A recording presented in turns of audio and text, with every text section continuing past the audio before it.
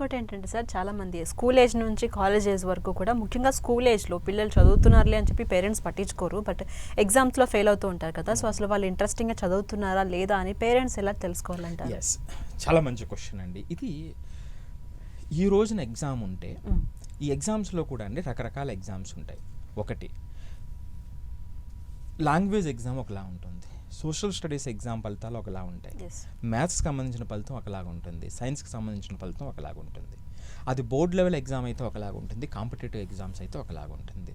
First దీని మీద చిన్న అవగాహన పేరెంట్స్ అందరికీ కూడా తెచ్చుకోవాల్సినటువంటి అవసరం ఉందండి.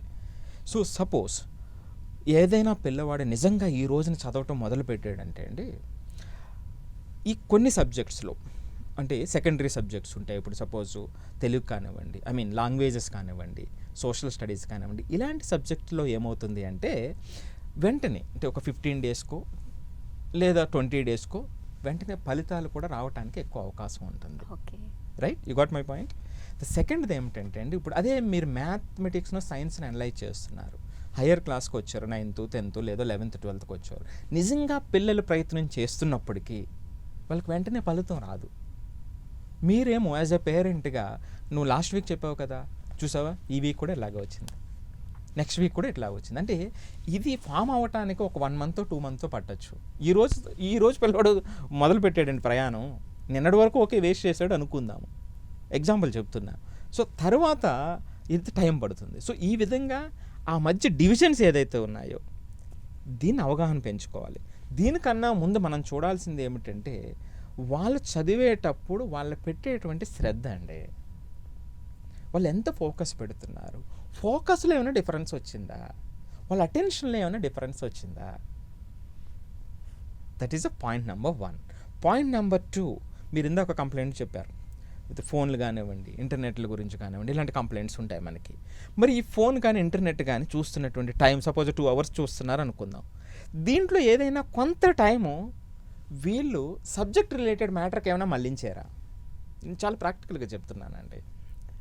సబ్జెక్ట్ రిలేటెడ్, ఇప్పుడు నాకు సైన్స్లో ఇబ్బంది ఉందండి, నేను ఈ ఇంటర్నెట్ యూజ్ చేసేటువంటి దాన్ని సైన్స్లో నాకు తెలియనటువంటి డౌట్స్ని తెలుసుకోవడానికి ప్రయత్నం చేస్తున్నాను అనుకోండి, నిన్నటి వరకు ఒకలాగా ఉన్నటువంటిది ఈరోజు ప్రయత్నం చేస్తున్నానంటే ఒక ముందడుగు వేసినట్టే.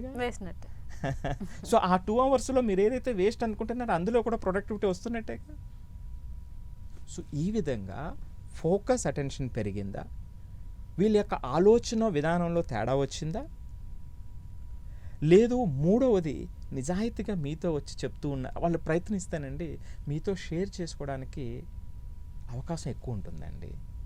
అప్పుడు మీరు మార్క్స్ని కాకుండా వాళ్ళ ఎఫర్ట్ని అభినందించగలిగితే, వాళ్ళ ప్రయత్నాన్ని అభినందించగలిగితే ఆటోమేటిక్గా వాళ్ళు ఇంకొంచెం ముందుకు శ్రద్ధగా వెళ్తారు. మీరు అట్లా కాకుండా నువ్వు ఎన్నిసార్లు చెప్పినా ఇంతే, మీరు హార్ష్గా ఉన్నారనుకోండి, నేను నిజంగా ప్రయత్నం చేస్తున్నా, ఫలితం ఏమో నేను ఇందాక చెప్పినట్టుగా వెంటనే రాదు, కానీ ఏదో చిన్న ఇంప్రూవ్మెంట్ వచ్చింది, ఆ చిన్న ఇంప్రూవ్మెంట్ని మీరు అబ్జర్వ్ చేయగలిగినట్లయితే దాన్ని రైట్ టైంలో రైట్ వేలో అప్రిషియేట్ చేయగలిగితే వాళ్ళు దాంతో కనెక్ట్ అయిపోతారండి.